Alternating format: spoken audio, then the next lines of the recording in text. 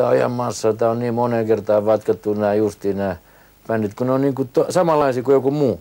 Miksi ne voi tehdä jotain semmoista asiaa, mitä vaikka soittaisi Hiskisalomaata.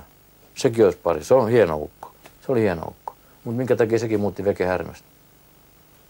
Ehkä sillä oli semmoinen kamppaus, mitä ryhmä ei ymmärtänyt. Eikö sillä ollut joku...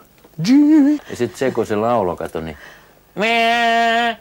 Niin hän eläytyi siihen asiaan ja se oli persoonallinen. Niin en mä tiedä, musta tuntuu, että sillä oli jotain tenkkapoita sillä tavalla täällä, kun ei kai muut lähtenyt vetää täältä. Ja sitten taas Eino-Leenot ja kaikki nämä, niin ne oli hirveitä kuppiukkoja. Siellähän ne makas pitkin vittu tuolla katuojissa ja sekapäinä kirjoitteli niitä hulluja kirjoituksia. Saatana, nämä ihmiset luulivat, että pitää taiteena sitä sitten ja mikä on missäkin.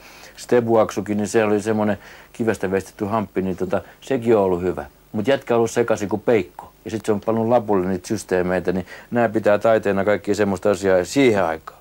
Tai nyt, mitä ne ei ymmärrä. Varsinaisesti ei tajua.